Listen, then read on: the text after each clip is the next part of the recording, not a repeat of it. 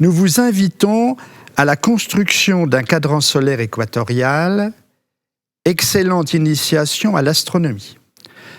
Un cadran solaire équatorial se compose d'une table sur laquelle sont tracées les lignes horaires, un socle sur lequel repose la table, un style qui va projeter une ombre sur la table, et puis cette table est orientée grâce à une petite cale de latitude. Pour cette construction, réunir un matériel simple, un outil de traçage, un rapporteur très important, de quoi écrire.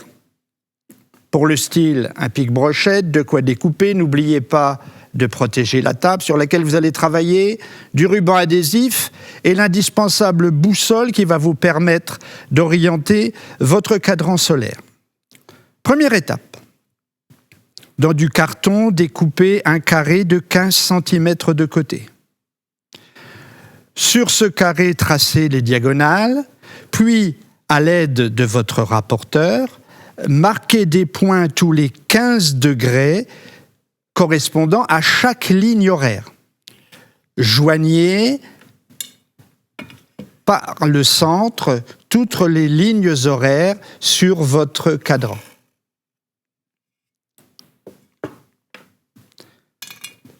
Voici une table complètement tracée. N'oubliez pas de tracer également le dessous du cadran. En effet, notre cadran marque aussi les heures en dessous.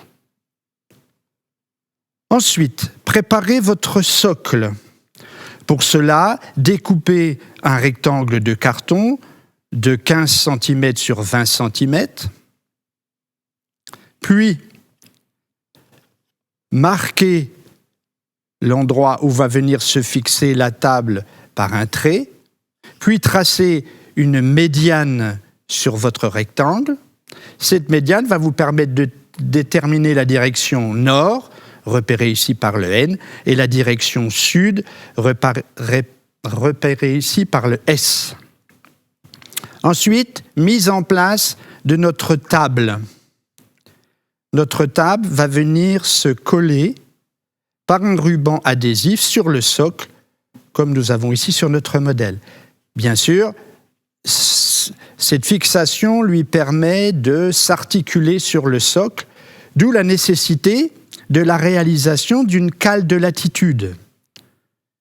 J'ai choisi de réaliser une cale de latitude de 50 degrés. Tout dépend de la latitude du lieu où vous allez installer votre cadran solaire. Je vous conseille d'aller vers le site Géoportail qui vous permet pour toutes les communes de France d'en connaître la latitude.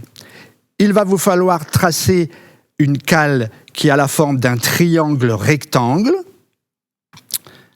dont l'un des côtés de l'angle droit va mesurer 7,5 cm, c'est-à-dire la moitié de notre table. La cale venant se mettre sous la table de cette façon.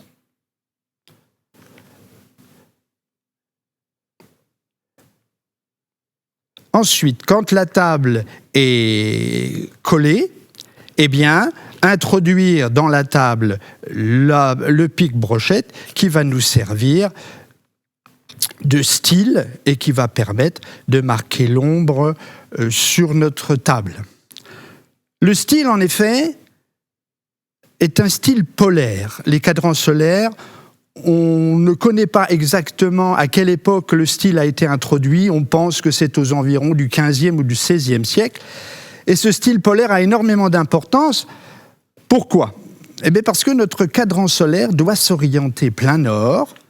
Imaginons un petit cadran solaire que nous installerions ici sur notre globe terrestre. Si je l'installe au pôle Nord, voilà, eh bien, de l'équinoxe de mars à l'équinoxe d'automne, notre hémisphère nord, et notre pôle nord en particulier, se trouve éclairé en permanence par le soleil, si bien que le soleil décrirait une ombre se déplaçant sur notre cadran polaire en 24 4 heures.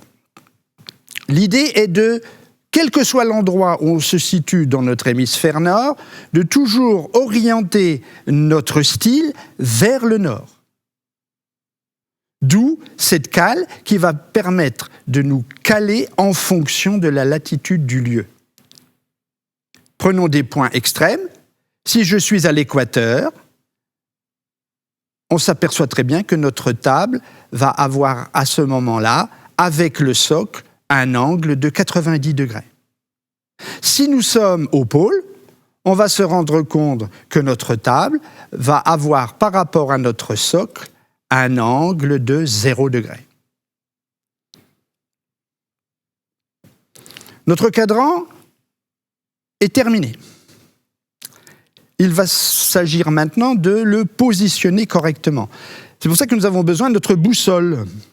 En effet, notre boussole permet de repérer la direction du nord et nous allons installer notre cadran solaire pour que notre socle coïncide exactement avec la direction du nord.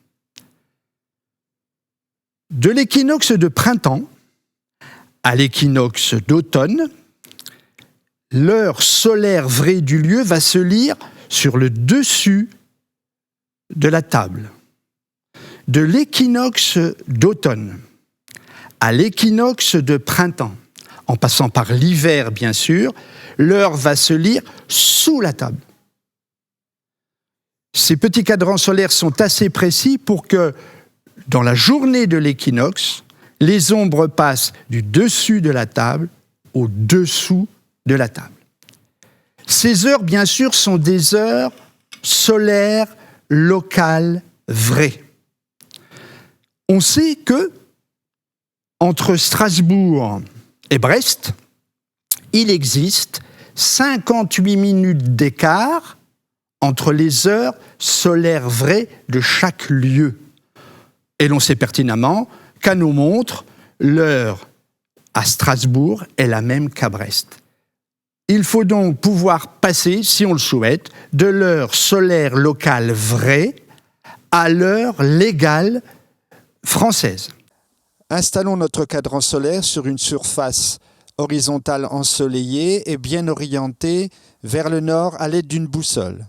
On s'aperçoit en lisant l'heure donnée par l'ombre projetée sur la table du cadran solaire que l'heure solaire vraie du lieu est 16h30, ce qui ne correspond pas du tout à l'heure de notre montre qui indique 18h05. À quoi est dû cet écart ? L'heure du cadran solaire donne l'heure solaire vraie du lieu. Pour passer de l'heure solaire vraie d'un lieu à l'heure légale d'un pays, il faut procéder à quelques adaptations. Tout dépend de la longitude du lieu. Ici, nous sommes à Charleville-Mézières, 4 degrés 45 minutes de longitude est, soit un retard de 19 minutes. Il faut tenir aussi compte de l'équation du temps. En effet, la Terre se déplace sur une orbite elliptique dont le Soleil occupe l'un des foyers. Selon la seconde loi de Kepler, la Terre ne se déplace pas toujours à la même vitesse sur cette orbite. Cette différence est appelée équation du temps.